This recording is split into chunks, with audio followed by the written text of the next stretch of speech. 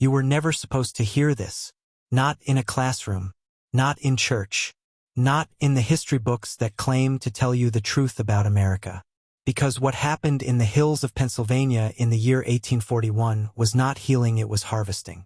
And the men who orchestrated it were not physicians, they were something else entirely. Picture this. A hospital built on cursed land. Its walls too thick. Its windows too narrow. Its basement dug too deep into the earth. The records say it was St. Catherine's Hospital for the afflicted. They told the people it was for mercy, for care, for salvation. But in 8 years, 256 patients were admitted. Not one walked out alive. Not a single recovery, not a single discharge. Only death. The official archives claim natural causes. But locals remembered the screams. They remembered the robed figures carrying bundles into the night. They remembered the carriages that arrived full of the sick and left empty, pulled silently back toward Pittsburgh, as if the bodies themselves had been swallowed by the building. The Catholic diocese sealed the records in 1848, burying the truth under clerical silence. And for nearly 2 centuries, no one dared ask why. Because to ask why meant confronting the possibility that this was not a failure of medicine but a design of power. Do you feel it already? That cold knot in your stomach? That instinct whispering that something was wrong from the very beginning? Good. That instinct is what the institutions worked so hard to beat out of you. They wanted you obedient, trusting, numb to the screams beneath the surface of history. But once you hear the story, you cannot unhear it. Once you know, you cannot go back. Because the truth of St. Catherine's Hospital is not just about one building, or one priest, or one town in Pennsylvania. It's about the machinery of control. It's about how institutions feed on human suffering, dress it up as salvation, and leave behind only graves. And tonight, I'm going to drag you down into that basement, into the chambers no minor, no widow, no grieving father was ever permitted to see. And what you'll find there will change you, forever. The story begins in the autumn of 1839. Western Pennsylvania was bleeding under the weight of coal and fire. Mining towns rose like tumors across the hills, scarred by explosions, black lung, and cave-ins that buried men alive by the dozen. Families prayed for salvation, but salvation never came, until he arrived. His name was Father Heinrich Bergmann, a Bavarian priest, educated, wealthy, and impossibly persuasive.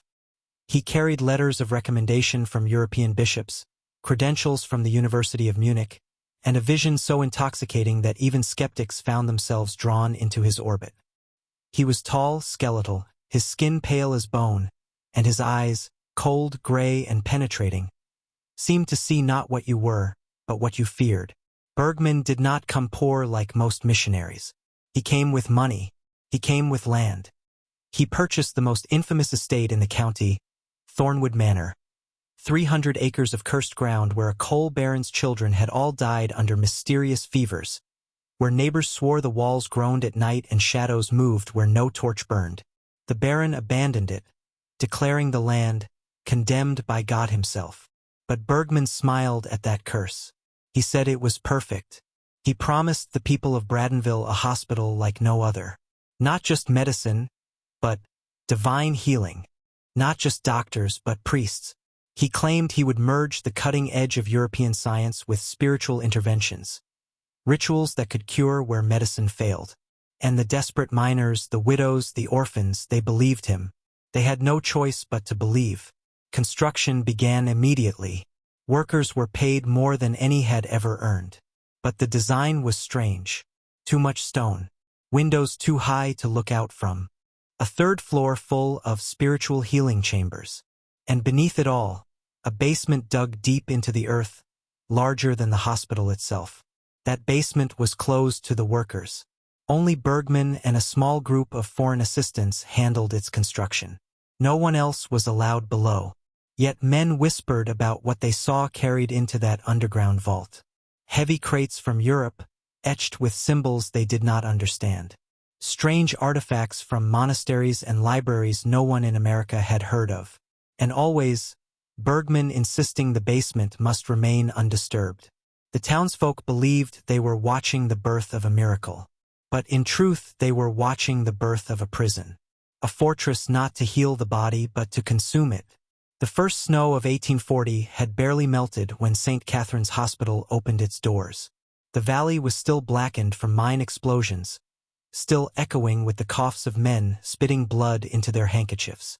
And so it was no surprise when the very first patient arrived, a young woman named Sarah Catherine Hoffman, 23 years old, skin pale as chalk, lips stained red with blood from her lungs. Her husband, Klaus, carried her up the winding road, whispering prayers between sobs. He believed, as all of Bradenville believed, that this new hospital was salvation.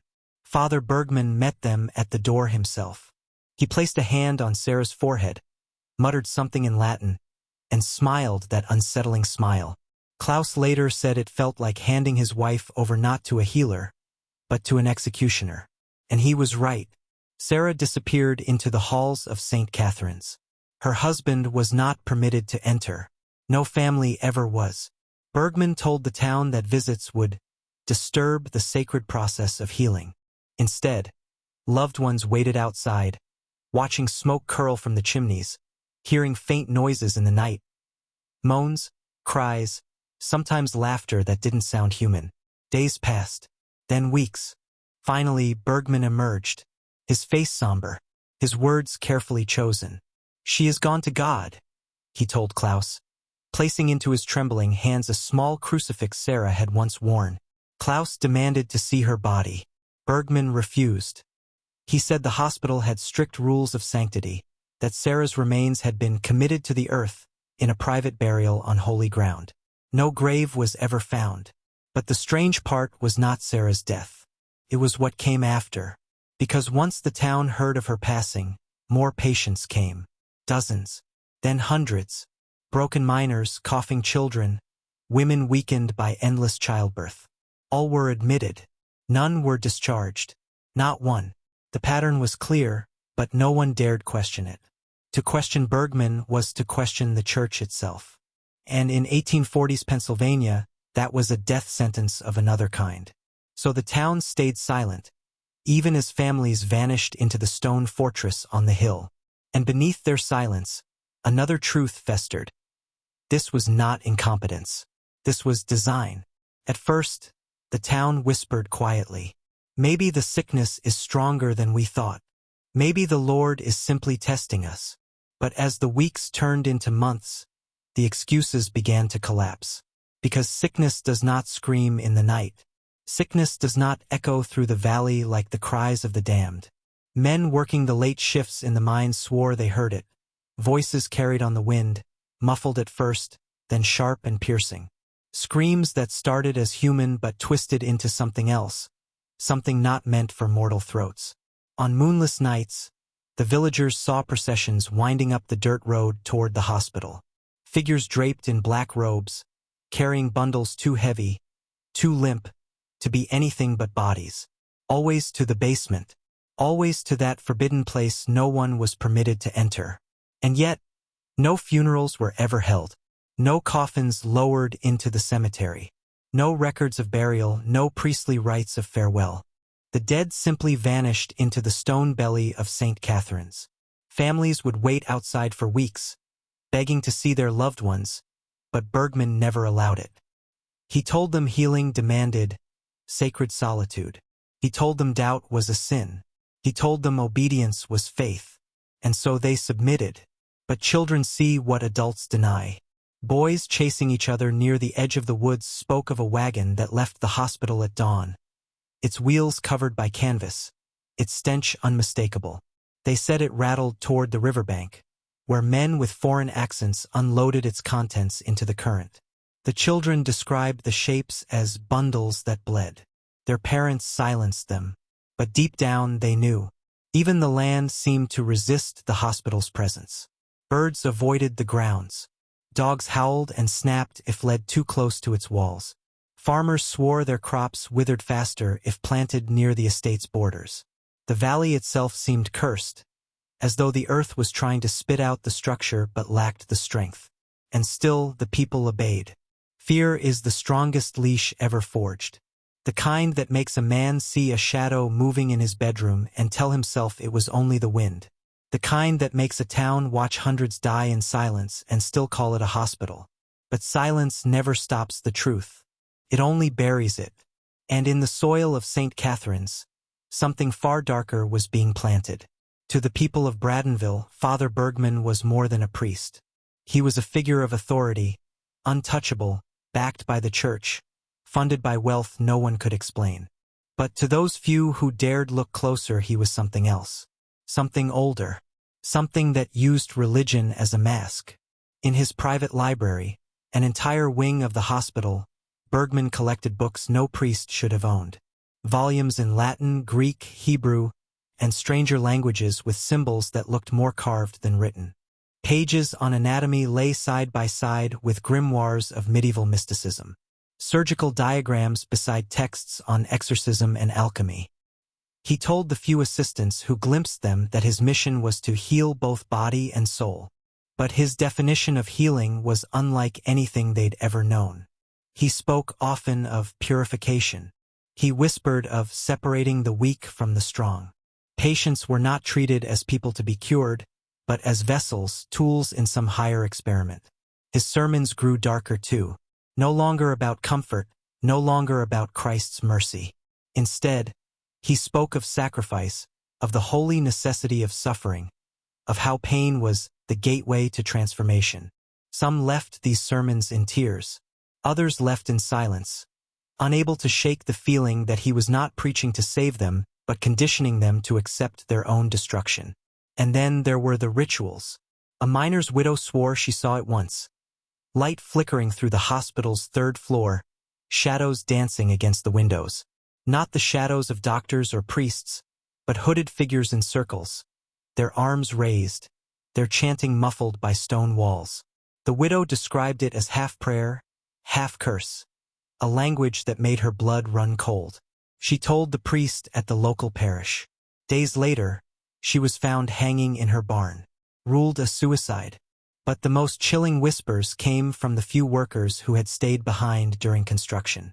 They said Bergman insisted the basement be lined not just with stone, but with something else, slabs etched with symbols.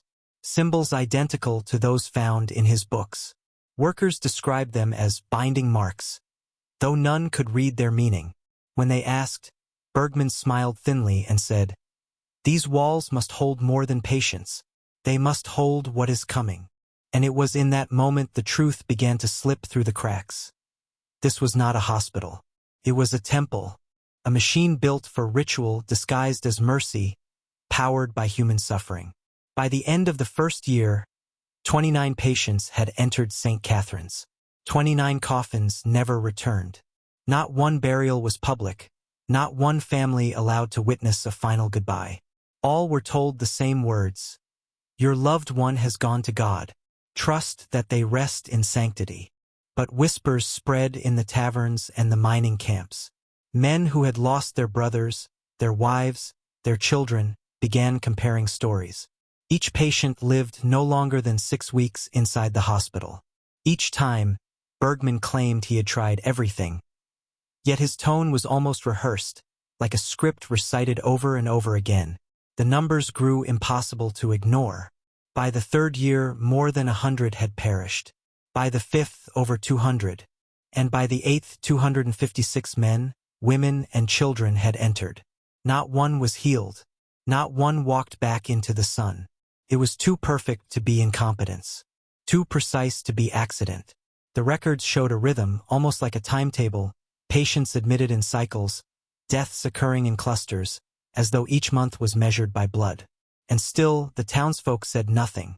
They were bound not just by fear, but by something subtler, guilt. To question Bergman was to admit they had been deceived, that they had handed their loved ones into the hands of a predator. So they stayed silent. Silence became complicity. Yet the valley itself told the truth. Gravediggers noticed the ground near the hospital was disturbed too often, dug too shallow, filled too quickly. Farmers swore they found animal bones littered with human teeth. And a handful of miners claimed that late at night, when the hospital's torches still burned, they heard chanting rise with the wind. They said it wasn't English. It wasn't German. It was something older. Something that made their knees buckle, their throats tighten, their instincts scream at them to run. And Bergman? He thrived. His wealth grew, his influence spread.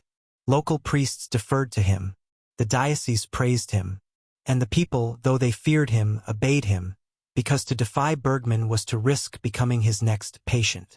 But those who kept count knew the truth. 256.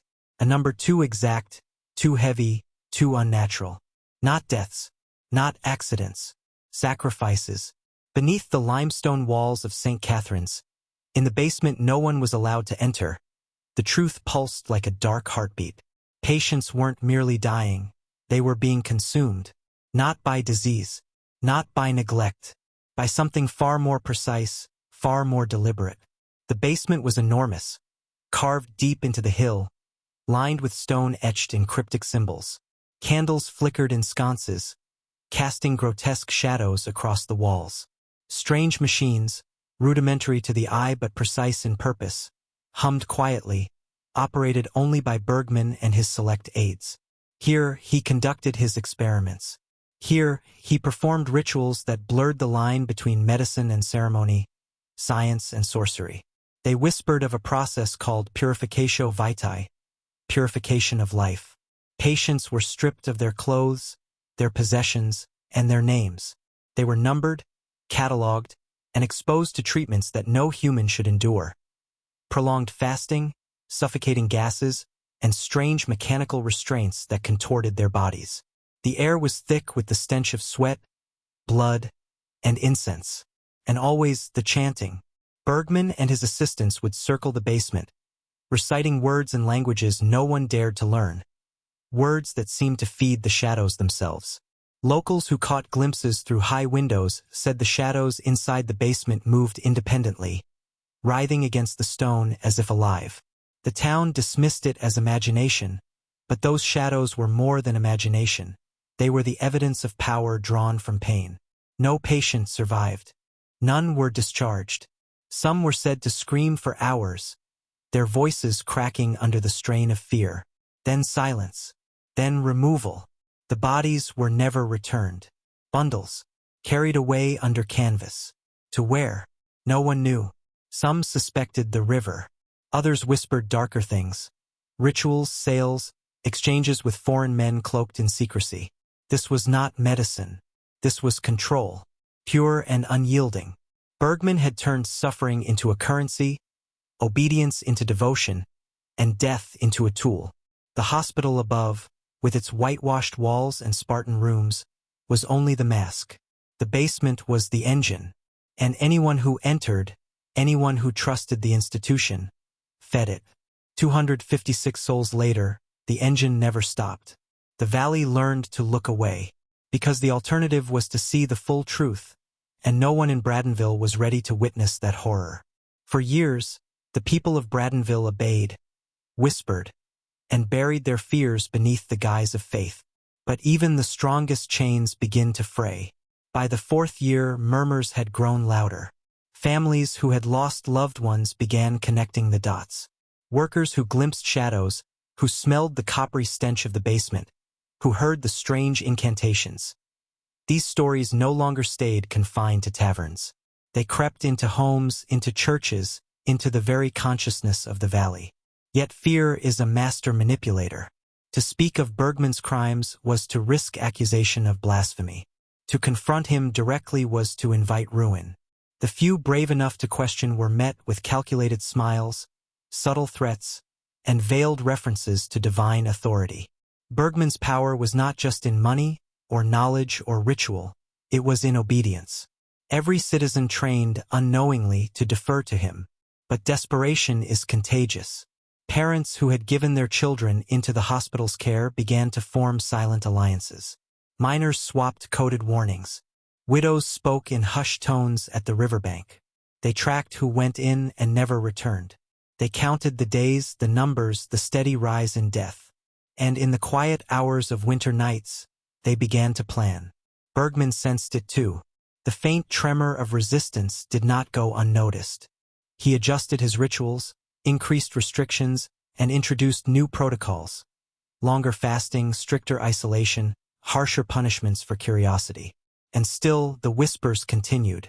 Then, one night, a miner named Jacob witnessed the unthinkable. He saw a bundle, too heavy for one man to carry, being hauled from the basement into a waiting wagon. He followed. The wagon stopped near the frozen river. Jacob dared to peek beneath the canvas. And what he saw changed him forever. Human limbs, pale and broken, stacked as if commodities. Eyes hollow, faces frozen in terror. He ran, his mind shattering, but the image followed him to his grave. From that moment, the valley was caught between two realities. The truth, unspeakable and raw, clawed at their minds. The illusion of safety, imposed by Bergman, remained their only shield against madness.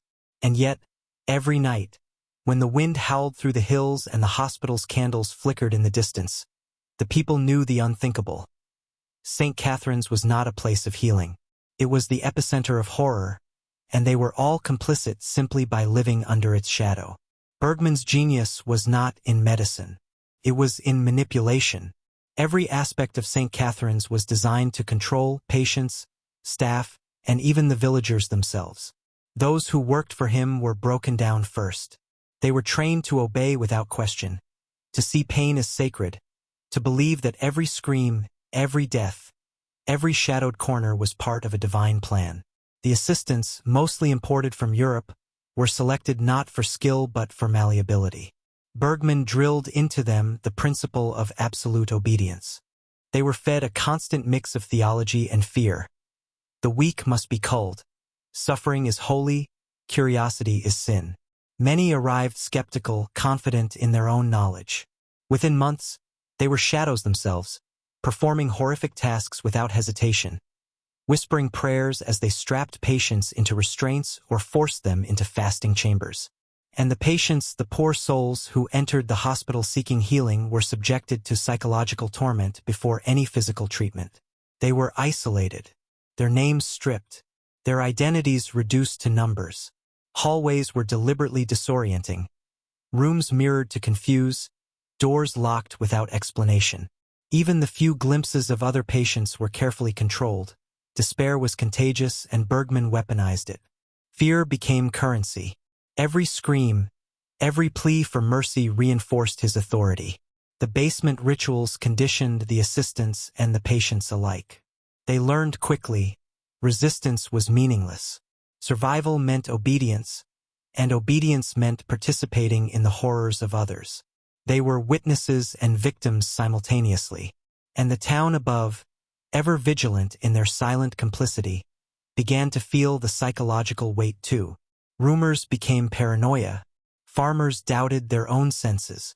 Children who saw shadows moving in the moonlight were told they were imagining things, but deep down they knew better. The valley itself seemed to shrink under the hospital's influence, and every glance toward its walls brought an involuntary shiver. Bergman was no ordinary man. He was a master of power, not through violence alone, but through the architecture of fear. The way he shaped perception, limited knowledge, and enforced submission created a living machine, humans and buildings bound together in ritualized terror. And as the patient count rose, as the town's dread deepened, one thing became undeniable. This was a system designed not to cure, but to dominate, to consume everything in its orbit: body, mind, and soul. By the 6th year, whispers of rebellion had begun to form into plans. A few brave townsfolk, unable to accept the mounting body count, tried to investigate. They tried to enter the hospital under the guise of charity or inspection. They followed carts to the riverbanks, they counted the weeks between disappearances, and they questioned the diocese in Pittsburgh. But Bergman had anticipated them. Every step they took, every question they asked, was observed, catalogued, and neutralized. Those who approached too closely found doors locked, paths blocked, and allies turning cold. Locals who once whispered courage suddenly grew silent, their faces drained of color when Bergman passed in the street. Rumors spread of men vanishing for days, only to return dazed and compliant. Others were sent away quietly, relocated under the guise of new appointments in far-off parishes. Obedience was enforced without overt violence, but with a precision that was almost surgical. Even clergy were ensnared. Father Johann Kessler, the aging priest who had first welcomed Bergman, began to see inconsistencies in his reports. He questioned the endless deaths, the missing records, the basement he was never allowed to enter. Kessler wrote to the diocese, to the bishop, to anyone who might intervene. His letters were returned unopened, marked confidential, do not intervene. And slowly, Kessler began to fear that questioning Bergman was itself a crime. Meanwhile, Bergman's influence had seeped into every corner of the valley. Farmers, merchants, even miners' wives began repeating his teachings, rationalizing the horrors. Suffering is holy. Obedience is salvation. And so even suspicion became twisted into compliance. Resistance was not just dangerous. It became unthinkable, because the valley had been trained to fear the truth more than death itself. Yet small cracks remained. A child's scream, a mother's desperate plea, a worker's hurried note passed under a door. These were minor, fleeting, but they were proof that the human spirit, no matter how crushed, could not be entirely extinguished. And Bergman, ever aware, responded with increased measures.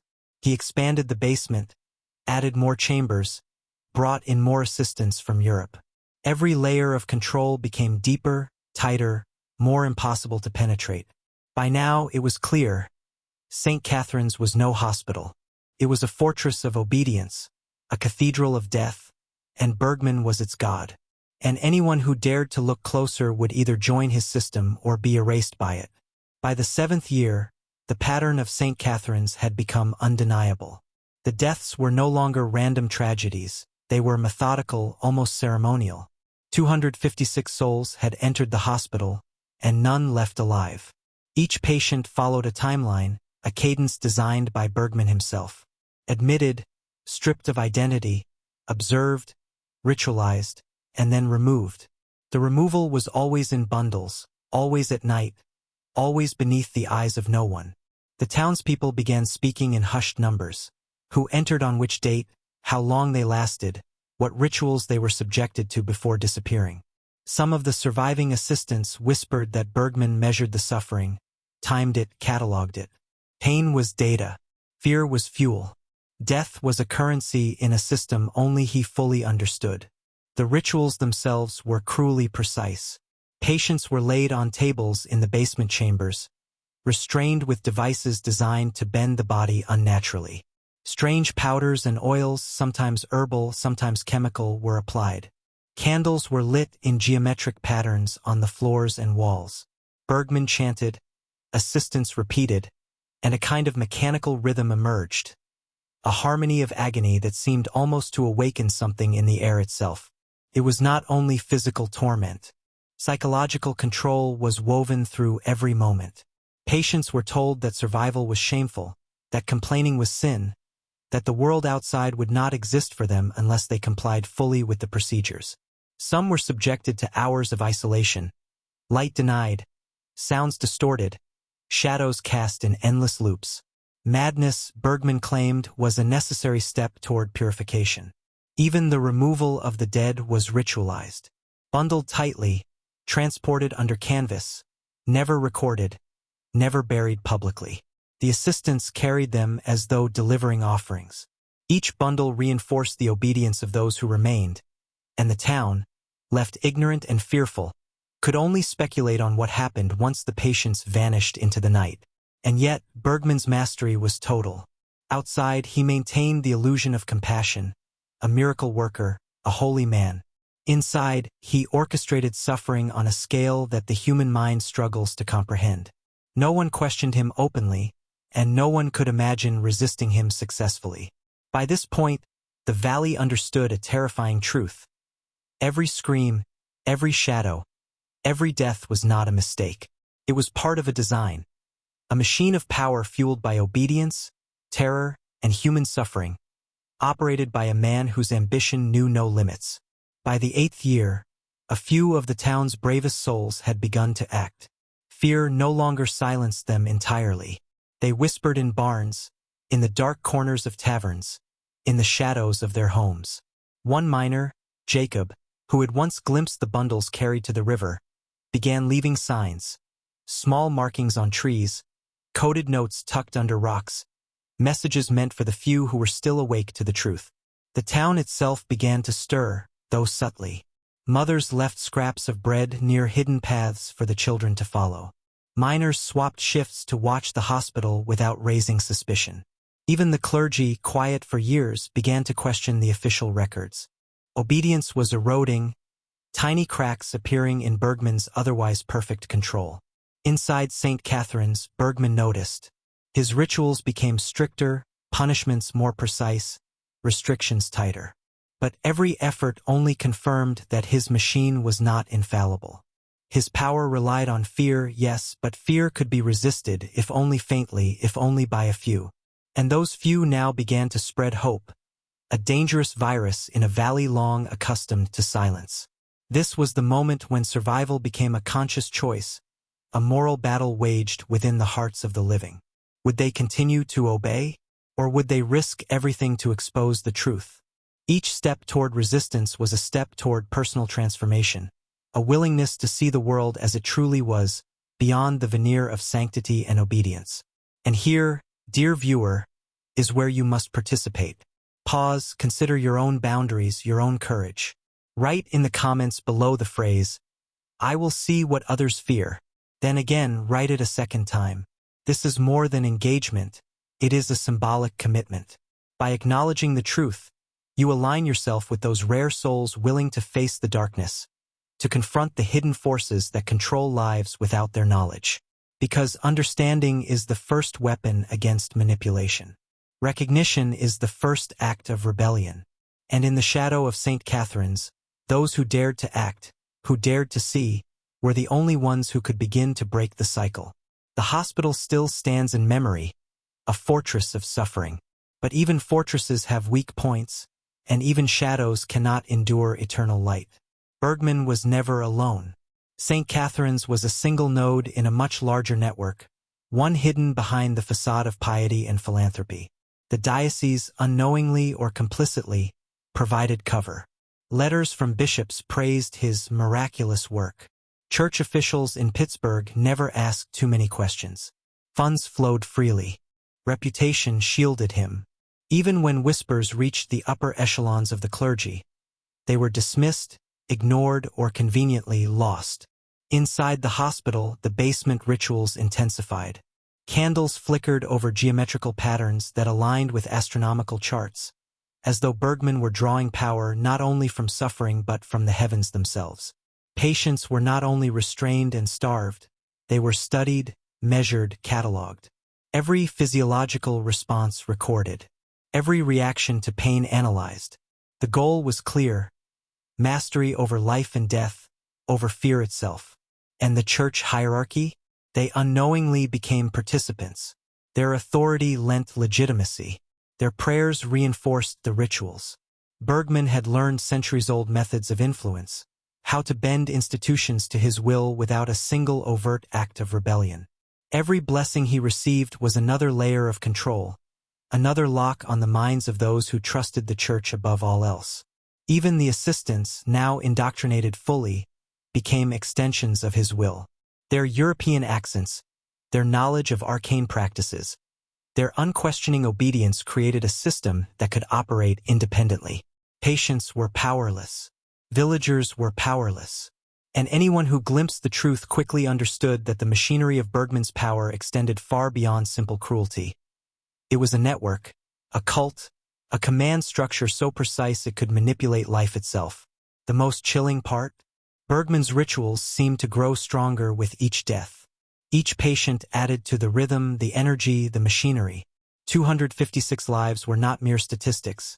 They were building blocks in a mechanism of dominance and control, a system that would have endured indefinitely had anyone dared to stop it. By this point, the valley, the villagers, even the diocese, were caught in a psychological trap of impossible proportions. They could not act because the consequences of defiance were terrifyingly real.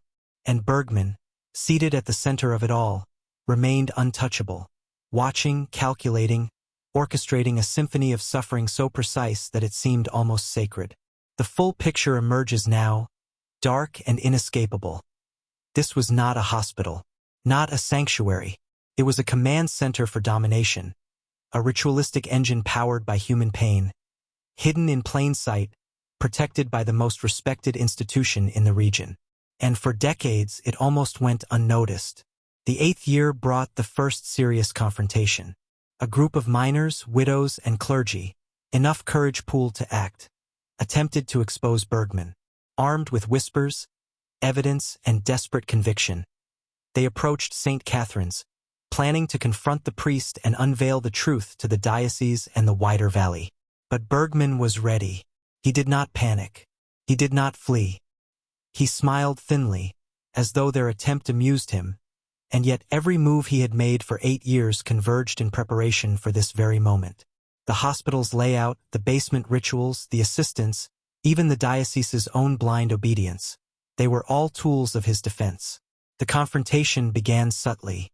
Investigators were welcomed, led through the main floors, shown charts and journals carefully selected to mislead. Patient rooms appeared spotless. Operations seemed meticulous. Bergman's demeanor radiated calm authority. And all the while, the basement, the true heart of the horror, remained sealed, impenetrable.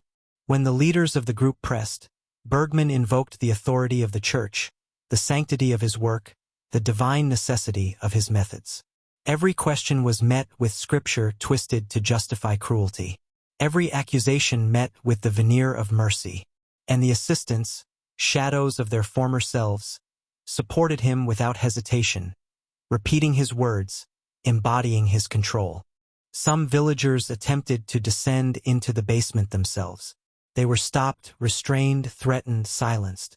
Bergman's understanding of fear and obedience was complete. Every act of resistance, every whispered doubt, was anticipated and neutralized before it could become a threat. The would-be heroes left shaken, their courage eroded by the realization. Even armed with truth, they were powerless against the machinery of Bergman's influence. Yet the attempt left a trace, a spark. Rumors intensified. The valley could no longer entirely ignore the pattern of disappearances. Murmurs of ritual, of torture, of death being orchestrated, spread like wildfire, infecting minds that had been cowed into silence for years. The fear that had protected Bergman also created the conditions for his exposure, if only someone brave enough could follow through. And still, he stood untouchable. The basement remained sealed. The patients remained trapped. The diocese remained silent. 256 souls had already fed his system. And in the shadows, Bergman's smile remained, calm and knowing, as if he had orchestrated not only the deaths, but the very attempt to stop him, to feed his power once again. When St. Catherine's finally closed its doors, the world above assumed relief. The building, imposing and silent, became a relic. The valley exhaled, believing the nightmare had ended. But the truth was far darker. 256 souls had vanished into the basement's shadow. Their lives, their pain, their screams had been woven into a system of control, one man's experiment in absolute obedience. Bergman's disappearance or death, no one knew, left a void in the valley, yet the effects endured. The town carried the scars, unseen but ever present. Families who had lost loved ones learned too late the full measure of his designs. Fear had become habit. Obedience had become instinct. And the valley, conditioned for 8 years, remembered every scream, every shadow, every manipulation, even if they could not articulate it. The church quietly archived the records. Reports labeled confidential were buried under decades of bureaucracy. Bergman's methods, his assistants, the rituals, all hidden, protected by layers of authority and the reluctance of humans to face what they had enabled. And still, the basement remained intact, untouched for decades, as if the earth itself had absorbed its memory. Yet the story of St. Catherine's survives in whispers, in folklore, in the collective memory of those who study forbidden truths. Scholars, historians, and mystery seekers who dig beneath the surface uncover fragments. Journals, diaries, hints of ritual, sketches of the basement's design, letters referencing experiments and disappearances. Each discovery confirms the same dark principle. Power thrives in secrecy, obedience fuels cruelty, and institutions, no matter how holy or venerable, can become complicit in horrors unimaginable. This is the lesson that lingers. The horror is not only in the basement, not only in the deaths. It is in the machinery of control that can exist anywhere humans are willing to look away. 256 souls remind us that silence is a tool, compliance is a weapon, and awareness is the first necessary step toward liberation. So remember, the next time you see obedience cloaked in sanctity, the next time authority asks for unquestioning faith, think of St. Catherine's. Think of the shadows beneath the stone walls. Think of the rituals, the chants, the careful orchestration of fear. 256 voices, silenced, speak to those willing to listen. And if you listen closely enough, you will hear them echo not only through history, but through the choices you make today. Because knowledge, once gained, cannot be undone. And for those who see clearly, the world will never feel the same again. Now that you've seen the shadows beneath St. Catherine's, it's time to decide how you respond. This story isn't just history. It's a mirror. How far would you go to uncover the truth? How much fear would you resist to see what others refuse to acknowledge? If you're ready to continue your descent into forbidden knowledge, hit subscribe and ring the bell. Join a community of men who refuse to look away, who dare to confront the forces that manipulate, control, and hide the truth. I want to hear from you. Comment below the phrase, "I will see what others fear," twice. Not just to engage the algorithm, but to lock in your commitment to awareness, courage, and mastery over fear.